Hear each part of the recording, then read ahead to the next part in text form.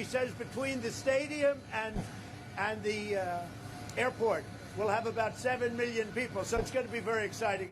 7 million people came out to see Trump go from the airport to the stadium? That's impressive. Although, to be fair, it's also India. There's 7 million people between any two locations. Yeah, I mean, the line at Indian Starbucks is 7 million people.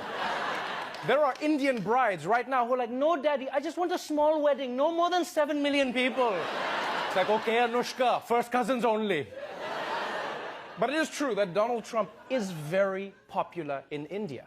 Right? Some like him because of his anti-Muslim rhetoric. Some like him because of his business savvy. And all of them like him because his skin looks like tikka masala. And since India is so fond of President Donald Jaipal Trump, they pulled out all the stops for his visits. At India's famous Taj Mahal, workers paint, spruce and polish. Roads are renovated, and nearby the Yamuna River rises as millions of litres of water are released to cover its foul, polluted smell. Preparations included a hastily built wall that critics say was meant to block the view of a slum, keeping thousands of poor people out of sight. Yeah, India is trying so hard to impress Trump that they're building new roads, cleaning up dams, and even building a wall to hide their slums. And you know Trump's got to love that. He's just like, you see, they built a wall, and I haven't seen a single Mexican. It works, folks. Now, India cleaning its rivers and streets for Trump might seem extreme, but if you think about it, this is basically what guys do whenever a girl says she's coming over, right? Yeah, you make the bed, pick up your clothes, hide all your junk in the closet, then she calls and says she can't make it, and you're like, damn it, so I flushed the toilet for nothing?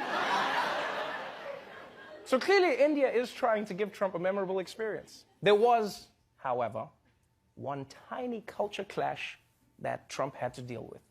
Donald Trump is in India this morning, but he could be forced to go without his favourite meals of burgers and steaks. India's Prime Minister, Narendra Modi, a devout vegetarian, plans not to serve any meat to the president during his visit. One person who's familiar with President Trump's eating habits has told the media they're worried about how he'll cope with the lack of meat, saying, "I have never seen him eat a vegetable." I honestly don't know what's stranger. The fact that Trump might eat vegetables, or that people are actually worried about how it will go. Because you realize the news wasn't even snarky about it. They weren't like, haha, the president has to eat vegetables. They were like, yo, if Donald Trump eats broccoli, he could die. So this is going to be hard on Trump. And you know what I was thinking is what's worse for him is that cows are so sacred in India that they're allowed to just wander around in the city. So can you imagine how hard that's going to be for him? He hasn't eaten beef for 2 days, and then he's just going to start seeing cows in the streets, and he's going to be like, oh my God, I'm hallucinating. All the cows I've eaten have come back to haunt me. I'm sorry, cows. I'm so sorry. So sorry. But I will say I'm impressed because despite the beef issue, Trump is making the best of his India trip. In fact, he even made an effort to show the Indian people how much he respects them by trying to speak their language. And it went about as well as you would think. India welcomes us at the world's largest cricket stadium right here in Ahmedabad. Namaste, Chiwala, Gujarat, Sardar Patel, Ashram, Sachin Tendulkar, Gujarat, Goa, Diwali, as the great religious teacher Swami Vivekanand once said.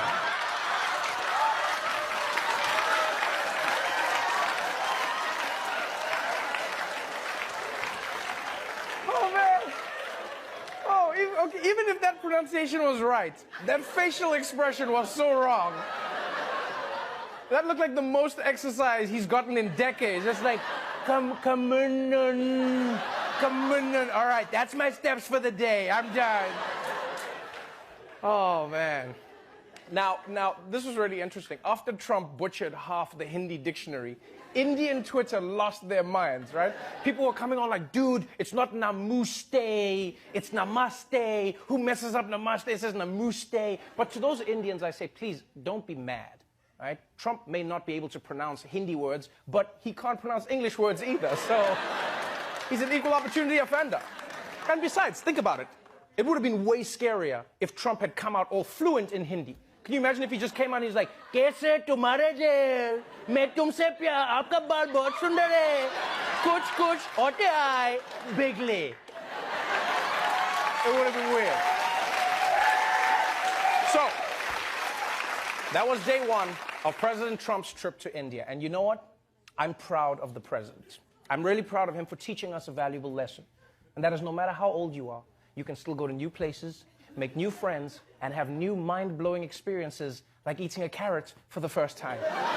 And to that I say, namaste.